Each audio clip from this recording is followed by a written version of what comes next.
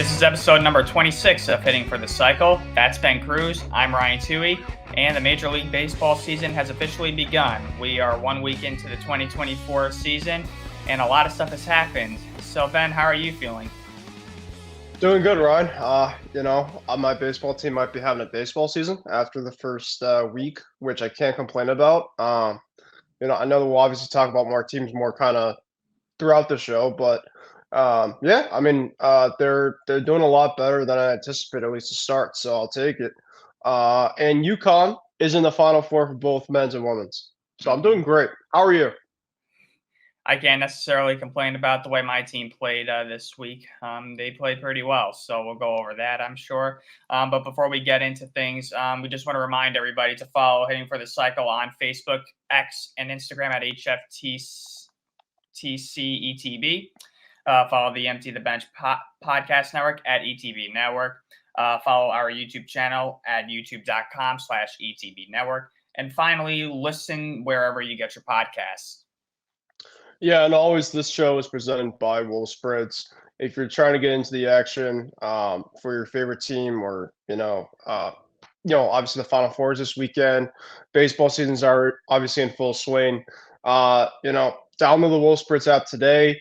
Any of these parlays or lines making your head spin, download the Wolf Spreads app today. Get into a competition. Essentially, it's $1,500, $200. Everybody puts in their overall competition for specifically it's free money for a competition, and you can do it with your friends. You can compete with your friends, and it's a really good way to get involved and not obviously use crazy lines to make your head spin. So download the Wolf Spreads app today. All right, so we're going to get into it. We're actually going to start off, unfortunately, with some sad news. So a couple of days ago, Red Sox president/CEO Larry Lucchino passed away at the age of 78. He died of heart failure, I believe. Lucchino, of course, one of the principal architects in reviving the Boston Red Sox during the 2000s and 2010s. Obviously, he teamed up with John Warner and John Henry to help bring the Red Sox back to respectability, obviously ending the curse of the Bambino in 2004, bringing the first World Series championship to Boston in 86 years. And yeah, it's very sad. Lucchino did a lot for the Red Sox and that organization and to the city of Boston. But it's very sad. And yeah, like I said, he passed away a couple of days ago at 78. Ben, obviously, you're a Red Sox fan, and I'm sure this affects you as a fan. Yeah, this is obviously really tragic. The Red Sox have had quite a bit of tragic news that's been hitting, on top of a very tough offseason, to say the least. Of course, Tim Wakefield, a long-term pitcher for the Red Sox, passed away, several months ago. We had his wife, Stacy Wakefield, pass away a month or two ago. Obviously this news. I didn't know specifically that he was going through a lot, but I guess he has. I know that I was listening to a Boston radio show yesterday. Felger Mass, who obviously I really like to watch and would listen to. And Tony, who's one of the co-hosts for the show, was essentially saying that he saw Larry Lucchino at a Worcester Red Sox game a couple months ago, and he was saying that he wasn't as energetic. Like he typically would be like very energetic and just very upbeat, and he kind of felt that something was a little bit off with him. Obviously when people get a little bit older, they sometimes are, not as obviously, energetic and upbeat. So maybe thinking, it's probably kind of that, or maybe they just had like a very like worn down day. But yeah, we found out that he's been really battling a lot, and my prayers go out to the Lucchino family. Obviously this is really tough news. Actually, fortunate enough, Ron, this kind of hits a little bit more to me than usual, because Larry Lucchino, I was fortunate enough to actually go to see Dave Lucchino, who was very obviously connected with him my dad got connected with Dave somehow when I was younger.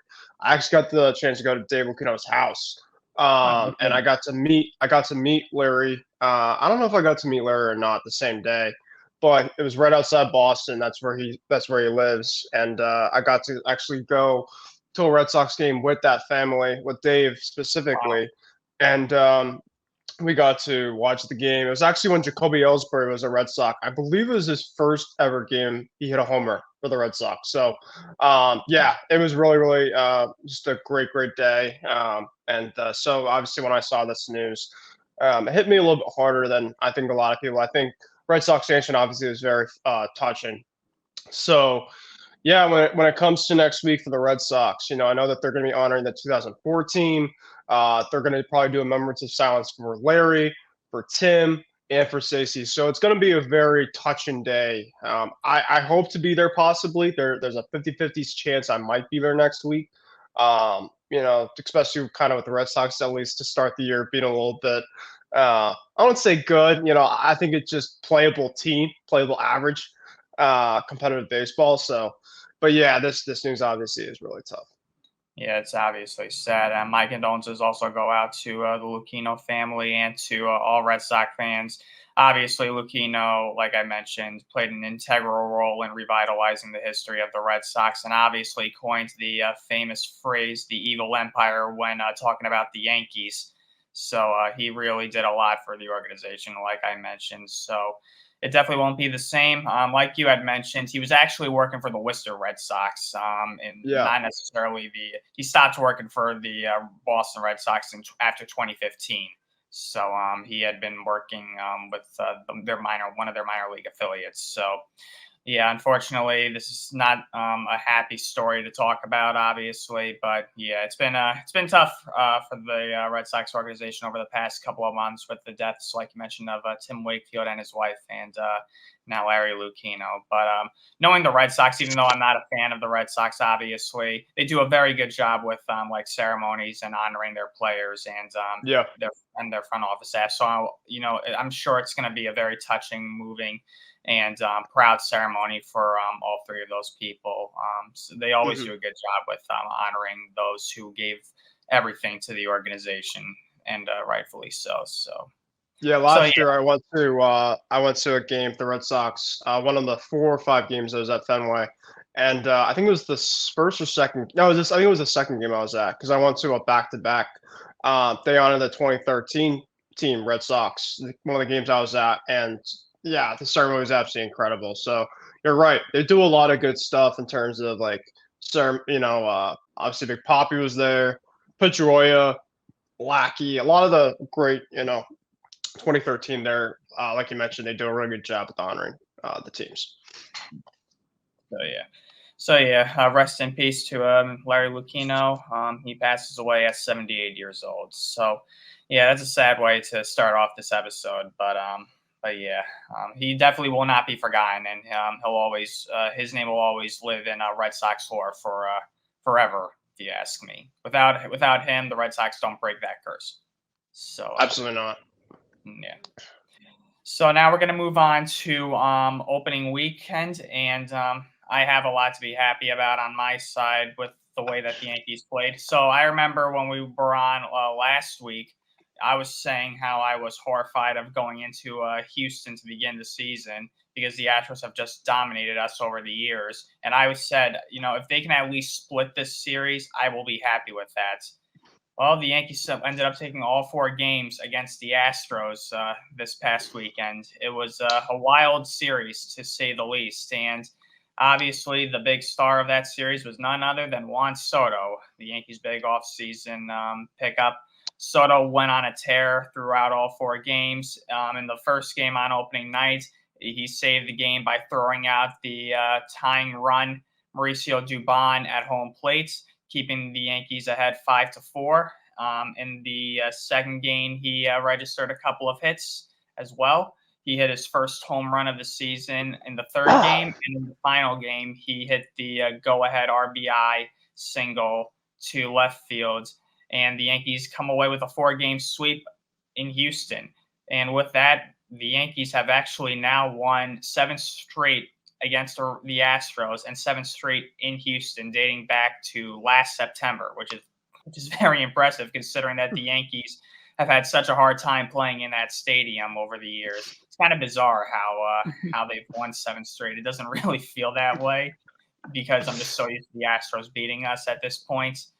But the Astros have actually really struggled bizarrely playing at home over the past couple of months, dating back to the end of last year. I think they were like, after their series with the Yankees, I think they had won only like 7 of 32 at Minute Maid Park. Just bizarre. Because they obviously got swept by the Rangers at their stadium during the playoffs in the ALCS. Right. They only won 1 game against the Twins in the division series. So, yeah, it's kind of strange. The Astros, for some reason, have just had a hard time winning at home. I don't know what it is. I don't think they could explain it either. I mean, baseball is a game of momentum. And it's a game of luck. And unfortunately for the Astros, they just haven't had much luck winning at home over the past couple of months. So I'm sure they're looking to change that, obviously. But yeah, the Yankees, they needed a good start. They needed to come out of the gates with and make a statement. They didn't want to fall behind in the standings right away because obviously that division is loaded and it's going to be a dogfight for the top seed in the American League East. So yeah, they end up taking all 4 games in Houston, and then earlier this week they took 2 out of 3 against the defending National League champion Arizona Diamondbacks. So the Yankees went 6-1 in their first 7 games to begin the season, which I will take any day of the week, basically. The only thing that could make it better is obviously if they went 7-0, but I can't complain about going 6-1, especially against the caliber of the 2 teams that they played against. And yeah, I mean, the only downside to it, the only a couple of nitpicks that I have, though, obviously, because I'm a Yankee fan and I always look for something to nitpick about. Their offense is decent for the most part. I mean, their best hitters, obviously, during this 7-game stretch were Soto. Oswaldo Cabrera, we talked about him last week. I mentioned to him how he had a terrible year last year, and he had a phenomenal start to the season. He hit 3 home runs, or 2 home runs, I believe, against the Astros in that 4-game series, and he was a big reason why the Yankees came away with the sweep. So Soto, Cabrera, Volpe went off against Arizona in the first game. He had his first 4-hit night of his career. So the 3 of them really carried the offense. It took a while. I mean, yesterday's game was a crazy game. It went into extra innings. The Yankees barely won by the skin of their teeth, 6-5. And some guys who were struggling, which includes Aaron Judge and your boy Alex Verdugo. 2 of them had been struggling to begin the season. Both of them hit their first home runs of the season yesterday, and I'm sure that's a huge weight lifted off of their shoulders. Hopefully that gets them going and they become more consistent at the plate. But yeah, I mean, the things that I'm still nitpicky about. Number one, with the Yankees, they still ground into way too many double plays. They are going to dominate the league in grounding into double plays this year. They already, I think, have 11 double plays grounded into this year, or 12. Yeah. It's already driving me crazy. And I'm not necessarily a fan of Gleyber Torres leading off because he has no speed whatsoever. And also Torres, sometimes he is another guy who's off to a slow start too. The way that he has swung the bat has been kind of bad. He'll either be off balance, or sometimes he won't even move his legs when he swings the bat. He just flails at a pitch outside the strike zone, and that drives me up a wall. Like, what are you doing? He's so lost the plate sometimes that he just I'm just gonna swing away. And I'm not gonna move my legs. He's as stiff as a statue. So stuff like that. That's kind of bothering me a little bit, even though we're only 7 games into the season. I know that Judge is not going to struggle forever. He's too good of a player to struggle forever. Verdugo, like I said, he got off to a very slow start too. Hopefully that home run helps him out a little bit. But Rizzo also, he's streaky. Yeah, you'll know that about him very quick with Verdugo. He can be on really torrid paces, or he could be like this right now. Yeah, well, he didn't have a good spring training either, so I guess he's on one of his cold streaks right now. So hopefully he gets it out of the way soon. And Rizzo is off to a slow start as well, but he's also getting up there in age. I'm not really expecting too much from Rizzo this year, to be honest with you. But yeah. How's your boy Stanton looking? Oh God, Stan looks worse and worse with every single game that passes. Oh He man, looks I don't know what you frustrated. guys do. I know when Dominguez comes back, like there's just gonna be like no room for him. He better start hitting. That's all I can say for his sake. He better start hitting. But with the way that he's swinging the bat, I don't see it. He just looks absolutely terrible. And he was completely dominated by Zach Gallen on Tuesday night.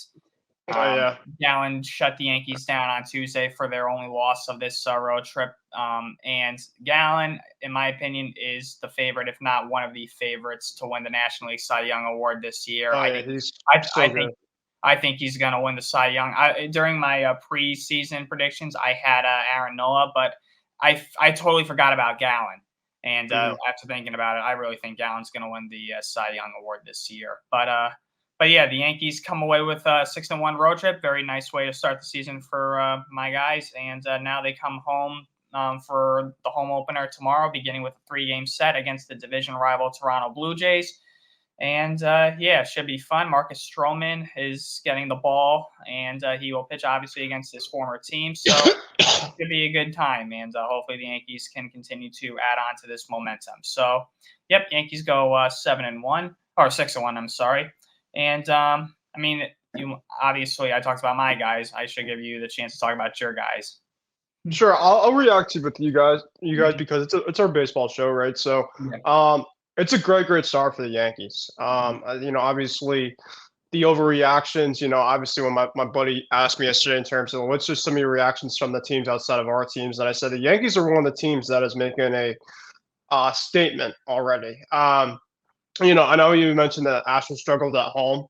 The Astros decided to throw a no-hitter the series after you guys. That's just so Astros too. The Blue Jays look like they're on a tough start so far. So you guys might be catching them at the right time. I know it's early, but still, they won 2 out of 3 against Toronto. So obviously, whatever struggles that they had, I guess the Yankees are just kind of seeming to take the curse away from the House of Horrors that they've had there for a while. So. Yeah, it's good. It's a good start for the Yankees. I thought the Yankees pitching, Ryan. I thought the Yankees pitching looked really good outside of, Garrett Cole. Like you mentioned, you were really concerned about it, right? With Garrett Cole being down.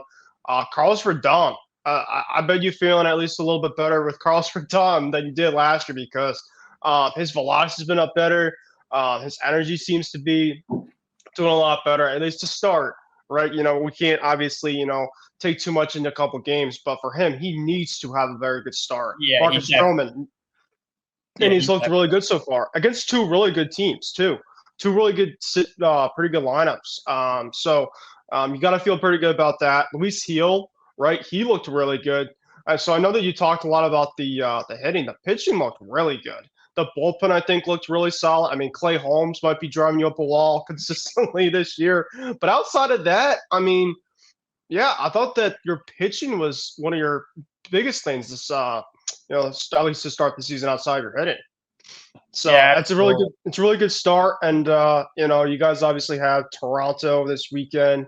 Then you got Miami. So Miami's obviously not looking great to start. We'll talk about them later on the program. And Toronto, their lineup, I think specifically, Ryan, they didn't do a lot and didn't do enough to their lineup. It looks just very, they have guys there. It's not like they don't have guys there. They brought in like a Cody Bellinger type. Like they're just very too right-handed, I think. I just don't think that they're too balanced enough where it's like, all right, So, and it's already shown our kind of already so far. It just feels like they can kind of pitch around some guys in that lineup. So, you guys might be able to kind of start off to a pretty solid, year, kind of all credits aside in terms of what's going on. So.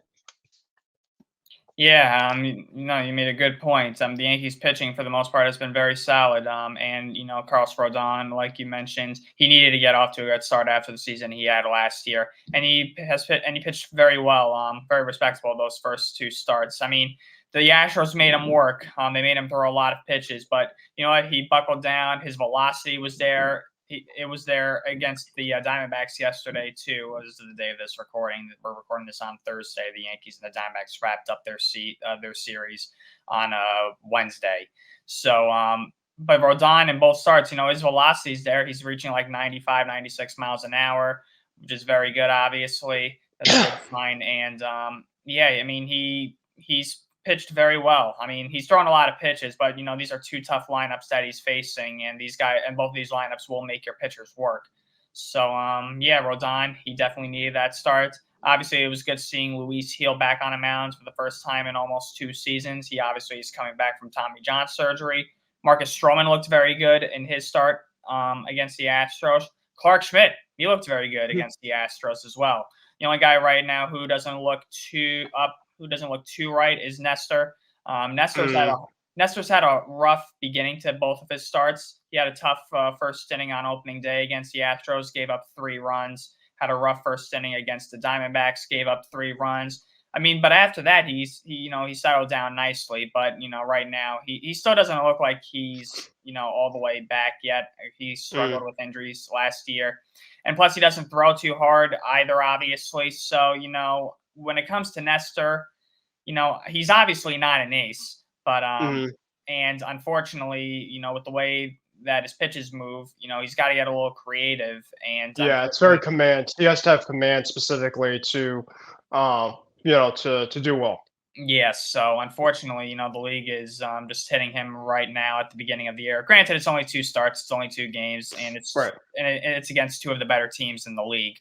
But it could have been worse. But Nestor, at least he didn't completely implode like right away and tax the bullpen. But he's got to pitch better, obviously, moving forward. He doesn't want to keep putting the Yankees obviously in a 3-0 hole after the first inning. So we'll see how he does moving forward. But sticking with the Astros, like you had mentioned, Ronel Blanco made history on Tuesday night. Monday night. I'm sorry. Throwing a no-hitter against the Toronto Blue Jays. The 30-year-old Blanco, in just his 8th career start, threw a no-hitter. How about that? And that was a big pick-me-up for the Astros after that tough weekend to the Yankees. Blanco, obviously pitching all 9 innings, striking out 7. He only gave up 2 walks and just dominated that Blue Jay lineup. And the Blue Jays were just completely overmatched. And the Astros came away with a 10-0 demolishing of Toronto on Monday night. And yeah, I mean, you knew the Astros after that weekend against the Yankees, you knew that they were not happy. So unfortunately, the Blue Jays, I think, just got them at a bad time, and the Astros were just going to take out their frustrations on them. And not only that, and then yesterday, like I said, we're recording this on Thursday, but yesterday, Wednesday, the Astros hit the Blue Jays.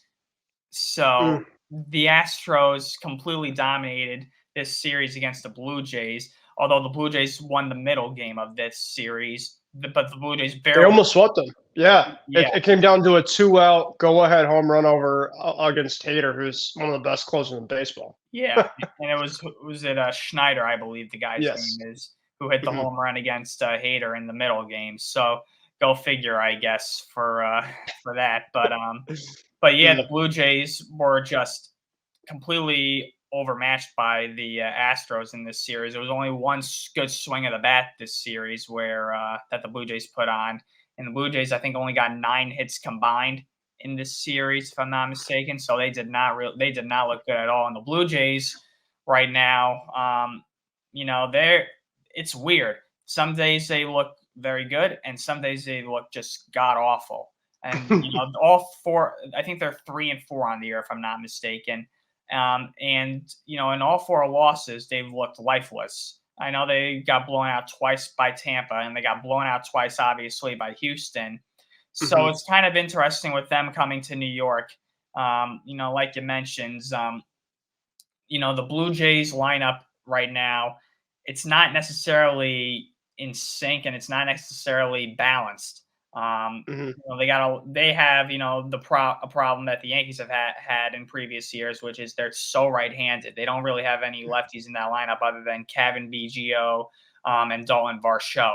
So and some of their big hitters are not hitting right now. Springer, Bichette, and Vladdy, all 3 of them are off to slow starts this year. So the Blue Jays obviously want to get their bats going. They kind of had a tough start to their season, though, with their schedule. I mean, they had to play in Tampa, Then they had to Mhm. play in Houston, and now they have to play in New York before they can even go play their first home game. Yeah. So the Blue Jays got dealt a tough beginning to their season, no doubt. Mhm. But yeah, they'll be in the Bronx this weekend playing against the Yankees for 3 games, and obviously they would love to spoil that for the home opener for the Yankees. They'll be going up against their former pitcher Marcus Stroman, like I mentioned, on Friday afternoon. And yeah, the Blue Jays, like I said, I'm not super high on the Blue Jays this year, to be honest with you. I know we talked about this like during the off season. They're just so inconsistent for my liking. And yeah, I mean, the lineup just does not come together, I think, when it matters most. So, but yeah, the Blue Jays were no hit, obviously, like I mentioned, by Ronel Blanco. And yeah, good for Blanco. It's a nice story. And yeah, despite the 4-game sweep, the Astros are still one of the best teams in baseball. Do not be deceived by the fact that just because they got swept doesn't mean that they're going away. They are still a juggernaut, and they will come back and they will continue to dominate. I have no doubt in Yeah. my mind. They will be fine. They will be Yeah. fine. Yeah. Yeah. Congrats to Ronald Blanco throwing the no hitter. Um, it's funny how that's specifically, not just one for them, but just the first one for the Astros to get their monkey off the back after a lights off weekend. And their bats obviously were fairly in check, I'd say, against the Yankees overall. But they absolutely went crazy against the Blue Jays for 2 of the 3 games. So I think specifically that the Astros, I think the only thing, Ryan, that concerns me about them is the middle part of their bullpen. I think that there's obviously some concerns there. Obviously, Presley and Hader are very good on the back end there, but in the middle part of games, I think is going to be a very big question if they can't get length from their starting pitching. Um, I do think that the lineup specifically will be able to hold its ground, I think, most of the season. But I do think that they need to figure out specifically that middle part of games if their starters can't go deep. So that's only one thing that I would have to kind of nitpick about the Astros is they just don't have like the long relief guys that I would trust at least. So they can kind of go from there. But everything else, I mean, they should be fine. I mean, for anybody that is thinking all the Astros are going to go away here and there, I've heard this story countless times the last couple of years. They either have a slow start or they kind of hit a little bit of a wall last few years, and then you're just seeing them in the ALCS, like it's nothing. So they're inevitable as long as Altuve's there, as long as Bregman's there, as long as Jordan's there, as long as Kyle Tucker's there, they'll be fine. And plus, two, the thing about the Astros is they're having a new manager, Joe Espada. So people are thinking, oh, what's going on with them? They might need to kind of get a little bit of their footing going. But once their footing's going, they'll be pretty much fine, like you mentioned. Even though I don't want it to happen, but it's the Astros. Let's be real, guys. So, yeah, that's pretty much that. But congrats to Ronald Blanco. Like you mentioned, the Blue Jays. I just think that they're balanced, but they're not balanced to a T. Obviously you have to have that balance on both sides, the left and the right. They got their left side specifically, Ryan, is very Kevin Biggio, Kevin Kiermaier, Dalton Varsho. I mean, no offense to those guys, right? I bet they're probably better hitters than I'm a lefty batter, right? But no offense to them, but it's just like, because they're right-handed guys, they brought in Justin Turner. I love JT, but he's older. Vladdy, George Springer. Springer does not look good at all right now. I don't know if he's going to be the same guy he once was, to be honest. I mean, he's good, but he's not like he is, prime George Springer of old. Obviously Davis Schneider. They got guys there, but I just like you mentioned it's kind of like the Yankees last couple years lineup where it's like power or nothing. I mean, I was looking at the team batting average, Ryan. I was to start the year so far. They are 176 as a team batting average so far. So it's not good with them right now. Their on base percentage is 278. It's not awful. They're gonna have to rely, I think, on their pitching a little bit more than usual this year. Barrios, Bassett, Gossman. So yeah, for something like that, they're going to be very consistent. But congrats to Blanco on his no-hitter. That's obviously really impressive. Yeah, I agree that the biggest problem that the Astros have right now is the middle part of their bullpen. And obviously, they're without Justin Verlander to begin the season, so that definitely plays a role. So the Astros, I'm sure, can't wait to get him back. Verlander, I think, is supposed to come back sometime in May, if I'm not mistaken, or something like that. But Sounds about right. yeah, so the Astros could sure use him because that starting rotation can also be a little bit questionable at times. Although Christian Javier looked good in both of his starts, I think he should probably be the ace over Framber Valdez. Valdez has a lot. I mean, the one thing that Javier struggles with is obviously walks. The Astros walked a ton of Yankees during that 4-game series, so they had to cut down on that as well. But also another thing that really stands out to me, obviously, when it came to that series, is that if the Yankees and the Astros meet in the postseason again, God help me if that happens. If the Yankees and the Astros, finish with the same record during the regular season, the Yankees have home field advantage in that in the postseason. Obviously, because they won the season series, so that would be big. But obviously, the Yankees would either, have to at least tie with the Astros overall, or they would need to have a better record than the Astros in order for that to happen. I mean, every other time besides the 2015 wild card game all those years ago, in the other 3 series, the Astros have had home field advantage in 17, 19, and 22. So, I think it definitely would be a big momentum shifter for the Yankees if they were able to get home field advantage in a series against the Astros. So we'll see what happens. You got a long season ahead of us, and we'll see where both of those teams end up at the end of the year. But yeah, like I said, I think the Astros, despite the slow start, I think they're fine, and they will eventually find their groove as the season goes on. So now we're going to turn our attention out west, where one of your ex-players and my pick to win the 2024 National League Most Valuable Player Award, Mookie Betts, is already at 5 home runs and is on an absolute tear right away. He's already had 5 home runs, like I mentioned. He's hitting .485. He's got 11 runs batted in already, and he's got a 1.686 OPS. So Mookie is just doing Mookie things. He is on another planet right now. He had another home run last night against the Giants, not last night. I'm sorry, the night before. The night before, but he did hit. He did have another hit yesterday against the Giants, and at the time of that hit, it was on the game was broadcasted on MLB Network, and I remember Bob Costas saying after that single that he hit in the first inning that Mookie was now 16 for 31, if I'm not mistaken, which is over 500. Like I mentioned, his average dropped to a pedestrian 485 at the end of the night. But yeah, so far I'm looking good with that prediction. I think Mookie is gonna win another MVP this year. He was my preseason pick to win the National League Most Valuable Player, and I still think that.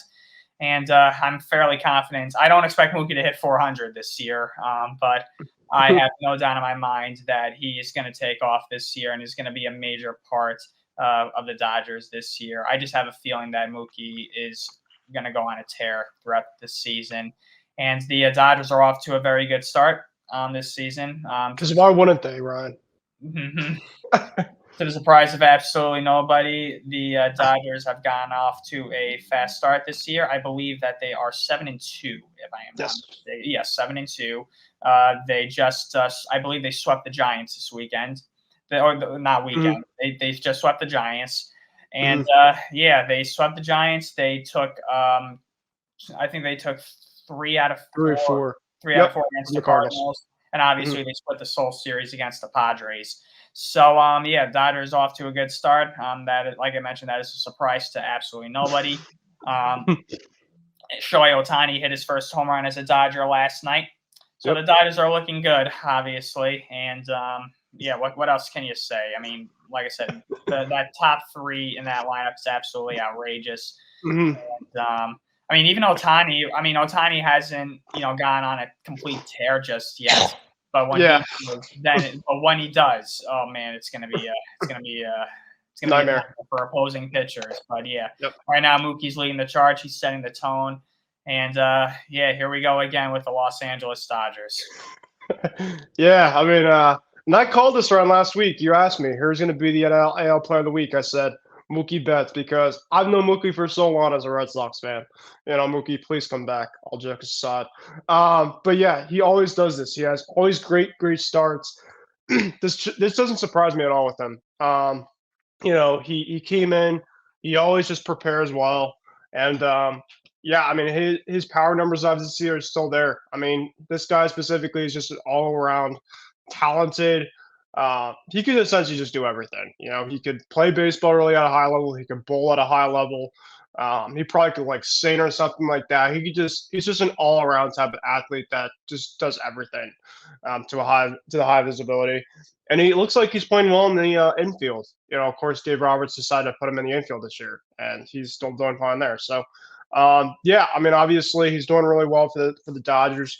And yeah, I mean, 5 home runs, absolutely silly stuff so far. And yeah, he'll probably have around 30, probably 35 home runs, to be honest. I mean, he right now is trying to be on that torrid pace.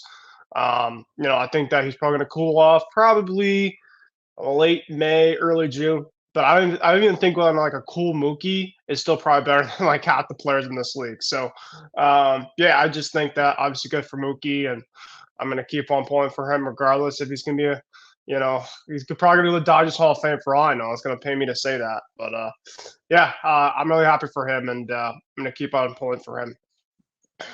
Looking back on it, I can't believe the Red Sox actually pulled off that trade. Ryan, you just gotta really just do this to me. You gotta do this to me, Ryan. Yeah, no, I don't know. It's probably gonna go down as one of the worst trades, not only in the Red Sox history but in baseball history. I remember the day I was working at NBC Sports back, and I was just looking on my phone for a sec before before my shift was over, and I had to double check that tweet that I got from Jeff Passan. And it said Mookie Betts traded. And I'm just like, I essentially just did not want to leave my desk at work. I don't remember how I reacted, but it was not pretty. I just never looked at John Henry the same ever since then. I think that the Red Sox pretty much ever since Mookie got dealt. And another thing too is the return, right? We got Alex Verdugo back, Connor Juan, and Jeter Downs. All right, so Alex Verdugo's now with the Yankees. Jeter Downs, I don't think he's even playing right now, and Connor Juan's obviously with the Red Sox. And he's a fine catcher, but the return too. I mean, just goodness gracious. So yeah, just it's gonna pay me forever, Ryan. I really will. But like I said, I'm happy for him, and the Dodgers obviously, it's a really good spot for him. I think he's doing really good stuff in LA. He's really comfortable there. And yeah, just as long as he's not playing my Red Sox, I'll keep going for him. I mean, I saw him last year at Fenway when he came back, and a lot of good moments there. And yeah, it just sucks that he's not with us anymore. But I'm really happy for him. All the guys from 2018, Ryan, outside of Rafael Devers, they're all gone. Yeah, it's just crazy. It's absolutely crazy. I mean, I remember when that deal happened. I thought it was all rumors. I didn't think they were being serious. And then when it happened, I was like, oh, it actually did happen. I'm not going to complain about having not to face him anymore. Yeah. Yeah. So. Yeah, not one of the Red Sox brightest moments, but yeah. So the Dodgers obviously are off to a fast start. Mookie's off to a fast start. Water is wet. What else is new? So yeah, that's that. So now we'll talk about a team that is ice cold to begin the season. The Oakland A's. Only 13,522 fans showed up for opening night against the Guardians on a Thursday evening. There was a reverse boycott, another one. A bunch of fans rather stayed outside in the parking lot with sell the team signs and chanting sell the team rather than going inside and cheering on this god-awful Oakland A's team. The A's right now are 1-6 to begin the year. Like I said, nothing has changed. Water's wet. And their defense is absolutely putrid. This team cannot field a ball. They look like the Bad News Bears out there. I've seen Little League teams feel better than this team. And I've seen Little League teams hit better than this team. The A's are just an embarrassment in every conceivable way. And I don't blame only 13,000 people for showing up, but I'm also wondering what these 13,000 people are doing with their lives, going on and cheering on this team that's disguised in Major League Baseball jerseys. I know that you love this team. I understand that. I do feel bad for Oakland A's fans. Yeah. All kidding aside, it's absolutely it's disgraceful how bad the situation is in Oakland, and this is one of the worst ways I think I've ever seen an owner treat the fan base. I don't know if I've ever seen an owner like give as big a middle finger as John Fisher has given to the Oakland A's fans. He doesn't it's so disgusting if you ask me, and it's sad. It's just very, very sad. And this most likely is the A's final season in the Oakland Coliseum. Granted, they should not be playing there right now. They should have gotten a new stadium, if you ask me. But too many egos, too many clowns involved in the process, from Fisher to the mayor of Oakland, California. Both sides are at fault for this situation, if you ask me. No one side is more guilty than the other. And, the A's, I looked online, and apparently they are close to a deal to play the 2025 season in Sacramento, to play at their AAA affiliate play home games at their AAA affiliate ballpark before they achieve their goal of moving to Vegas by 2028. But yeah, I mean, the A's look absolutely terrible. It's very sad to see. I mean, you saw the team obviously earlier this week, as the Red Sox were in town for a couple of games. A couple of games were close, actually. Yesterday's game was close, and I believe Monday night's game was close. No, Tuesday night's game was close. But still, like I said, this team can't hit. They can't field. I can't name one guy on the A's to begin with. Maybe Shea Langoliers, I think, actually is. Yep. Shea Langoliers. Okay. Is Ryan Notice still there? I'll name you some players, Ron, if you remember. All right, Brent Rooker. Rooker, yes. Yep. Ryan Noda. Okay, there's two. Nick Allen. Lawrence Butler. No idea who that is. Shea Langoliers, obviously. Pitchers, Ross Stripling. Oh yeah. Alex Wood. Bland name. Mason Miller. I feel like I'm listening to the roster of a high school team. Yep, Mason Miller, closer. JD Davis. Hey JD. Yep. So they got guys, but like you mentioned, it's bad. It's a bad situation there. Thankfully, the Red Sox swept. I don't know if I would have been able to take it 2 out of 3, to be honest, given in terms of how bad that roster is. Now, obviously they're a baseball team. Of course, you got to respect them, but just playing that team, like you mentioned, they're the bad news bears. They're giving me the Red Sox the last couple of years vibes, their defense. And the Red Sox, at least so far, knock on wood, Ryan, their pitching's been a little bit better this year. Andrew Bailey, I think, is working wonders. I don't know what Dave Bush was doing the last couple of years. I really don't know what he was doing with that rotation. But yeah, the rotation, at least so far, one side through, has looked really good. Tanner Houck, Garrett Waylock, Nick Pivetta, obviously, and Brian Bay have gone through 2 starts. My nitpick so far with the pitching staff is Brian Bayo can't pitch in Oakland for some odd reason. I gave 2 home runs against that team on 2 off-speed pitches. I think it was a changeup, and I think it was a slider. So he's had the struggle still to give him the long ball. He gave up a homer, I think, against Seattle too, if I'm not mistaken.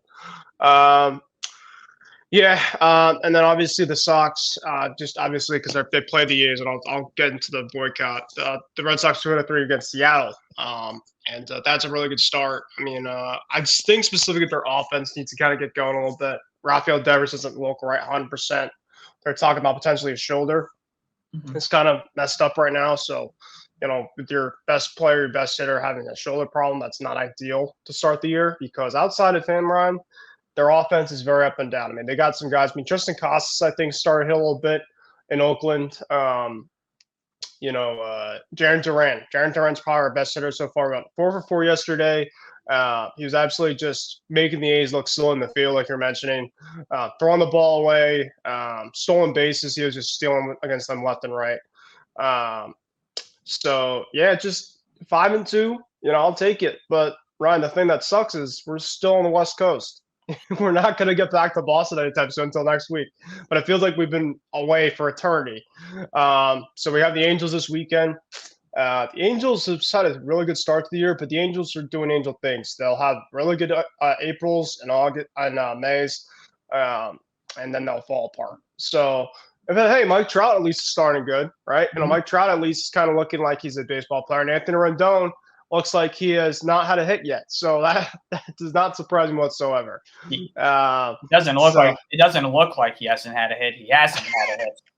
Yeah. So, but yeah, with the A's, the boycott, their fans are not even going to the ballpark. I don't blame them. I mean, they're essentially going to show a specific statement sign that enough's enough, and I don't blame that team. I mean, I obviously was really frustrated with my ownership last couple years, and it wasn't because of just incompetence. I mean, I guess it was, but just not making this team better than what could be, honestly.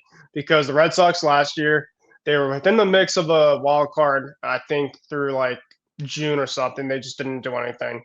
Then they essentially, I thought, were going to do some stuff in the offseason this year. Of course, they moved up from High and Bloom. They brought up Craig Breslow, so I thought a philosophy change was going to happen. Nothing happened, right? So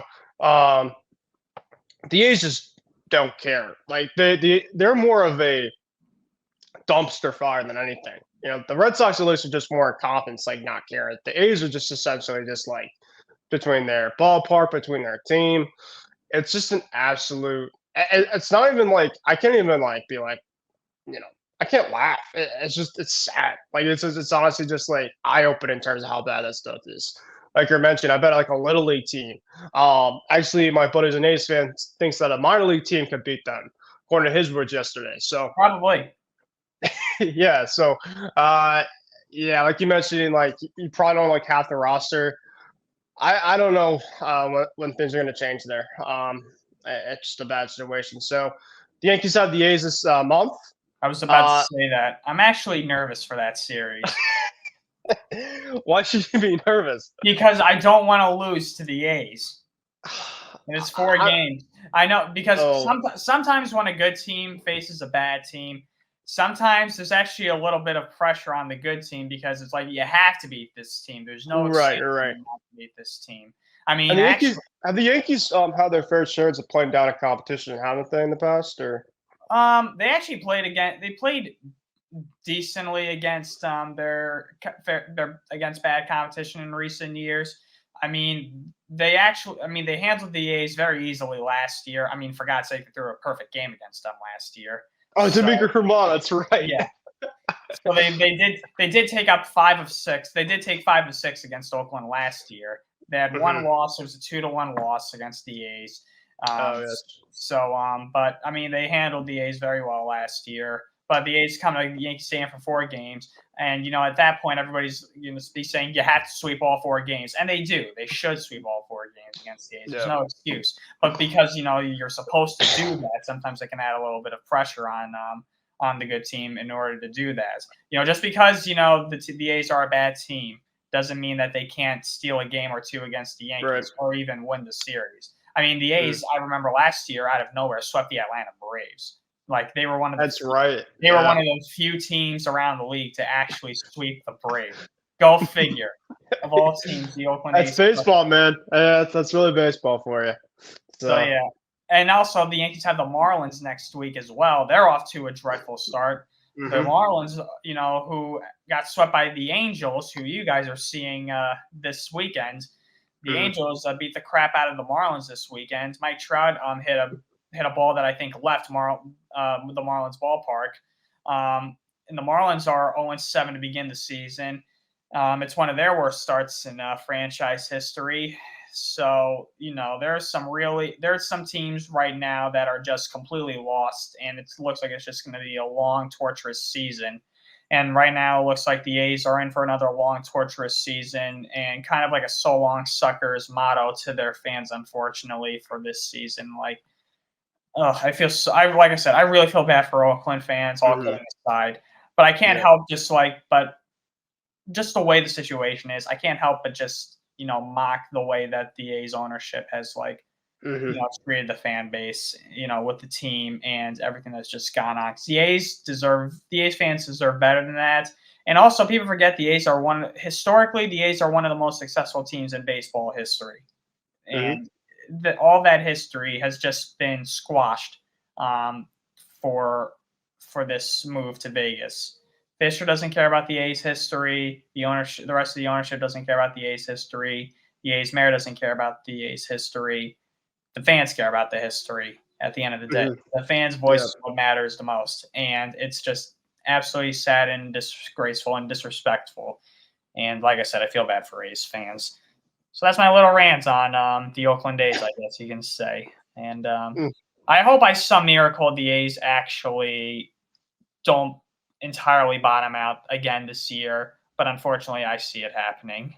There's always, even though I'm not an A's fan, there's still a part of me that's like, oh my God, please, do better than, fight, please, just fight. It's like a movie, I think, where you're just you're telling that specific person you It's can like do Major this. League. Yes. Perfect example. And I'm hoping that they play like the Indians in Major League, with all these no names and guys who come out of nowhere to just bond together and aim, as Jake Taylor says, to win the whole bleeping thing. That's what I don't think the A's are winning the World Series. That would be the biggest story in history. But I just want them. Let's talk about playoffs first, Ryan, before the World Series. All right. No, I know. Yeah. I know. But what my point is, I want them to at least have the motivation of the guy of the Indians from that movie. That's what I want. Fair enough. Anything else? Maybe if they watch that movie, maybe they'll feel inspired. Yeah. Hey, I never know. I mean, I used to claim that John Fisher is Rachel Phelps in a dress. Oh no, in a suit. I'm sorry. So yeah, hopefully, yeah. All right, that's enough of the A's. But like I mentioned, they're only one team that's really struggling this year. Obviously, the Marlins are struggling. They're 0-7 to begin the season, and things don't look good in South Beach right now. The White Sox look absolutely terrible as well. We were bashing them a few weeks ago. Yeah. Looks like they're as advertised. There's advertised. No hope whatsoever in the Windy City. Rockies look awful. Rockies look terrible. Rockies, oh my God, their defense. Nolan Jones in left field has been an absolute disaster, dropping a routine fly ball against the Diamondbacks on Sunday, and then overrunning a ground ball that turned into an inside the park home run. That was only one error. The Rockies also, the relay throw on that play, Crow hopped the shortstop, and I think it was Morel who hit that ball, and he ended up scoring on the inside the park home run. So the Rockies are just infuriating, if you ask me. They're just absolutely infuriating because it's just it's the same crap every year. I can't remember the last time they've had a legitimate starting pitcher. And hell, Chris Bryant even regrets signing there to begin with. So it's an awful situation for them. And the Rockies' schedule, Ryan, doesn't get even any easier. They got Tampa, then they got Arizona, and they're in Toronto, and then that's the Phillies. Great. Let's see if they can win 5 games. Set the bar very well. Team. Yeah, I think. Yeah. How about Blake Snell? He is scheduled to start, I think, next week with the Giants. I think he's going to get rocked, to be honest with you. All right, we'll see. That's just my They prediction. got the Nationals on Monday. I wish he was supposed to pitch this weekend because he got the Padres, so he's gonna be able to pitch against his former team. But I don't know, maybe he chickened out. Well, the Nationals, are bad, but I don't think I don't think they're the worst team in baseball. I think the A's are far worse. I think the Rockies are far worse. The Nationals every once in a while can show some fight. So you know what? Yeah, they're fighting at least. Yeah. So you know what? I will say the Nationals beat the crap out of Snell. That's just my prediction. Everyone's due for a clunker at some point. I think Snell's going to get off to a slow start in San Fran. So we got that. What else is going on around the league? Oh yeah, Detroit Tigers are undefeated. They're the only undefeated team left. They've had their past 2 games rained out. They were supposed to play the Mets the past 2 days, but the weather up here in the Northeast has been absolutely dreadful. Cold, rainy, and overcast. So the Mets and the Tigers have a doubleheader this afternoon. And in a couple of hours, as a matter of fact, of this recording. So we'll see if the Tigers are able to continue this momentum and stay undefeated. Meanwhile, the Mets are one of the few defeated teams still remaining in the league. The Mets offense looks putrid. Oh, my Lord. I honestly – oh, yeah. How about that incident with McNeil and Rhys Hoskins over the weekend, which I thought was absolutely stupid. Yeah, and Johan Ramirez throwing behind Rhys Hoskins after the Mets were down by, I think, 6-1. And if you're gonna make a statement, Ryan, do it like the first batter. They decided to win it legitimately after he had 3 for 4. I'm just like, what are we doing here? I want to bring this up because I watched the replay, obviously, of the slide by Hoskins. I didn't see anything wrong with it. He didn't try and spike McNeil or anything like that. He didn't try and take him out. He slid late, but I was like, what's the problem here? He's trying to break up the double play. That's what you're supposed to do in that case scenario. And I actually watched a video from John Boy, and he dissected this really, really in depth. Like, he did so much research, and he had a bunch of replays of McNeil running to second, like in the double play situation, and McNeil doesn't run to second all the way to second base. He stops halfway down the line and slides, or he just gets out of the way so the fielder can make an accurate throw to first. It's astonishing. When it comes to them, I'm a Yankee fan, obviously. When it comes to the Mets, I don't care about them at all. They're just there. I know Met fans feel differently. I know Met fans will as Derek Jeter said it on that film, right? It's just the Mets. Yeah, they're just there. I have no feeling whatsoever towards that organization. But that infuriates me. That come on, you're playing baseball. Oh yeah, and Ron, how have you liked the dance team so far with the Mets? That might be their highlight so far this season.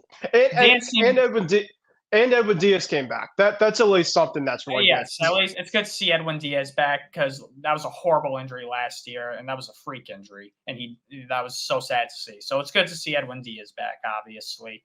But the dancers could probably put on a better show than the Mets right now. Fans would probably be happier spending a day watching the Mets dancers than watching the Mets play baseball. So, hopefully the Mets get their act together soon and just get in the They need JD Martinez back in the worst. They need him desperately. They need him desperately. And, the Mets are off to a terrible start. They're 0-4 right now to begin the year, and they're hoping to at least salvage at least one of these games today. But I looked at that lineup, and honestly, you got names like Lindor and eventually Martinez will come in. But besides, Lindor and Alonso and Nimmo, their lineup's not impressive, if you ask me. I don't know. Let's see. Do they have their lineup today already? Starling Marte's been okay. Yeah. Francisco, I think. Harrison Bader. You're playing Harrison Bader a lot of games for your team. No offense. As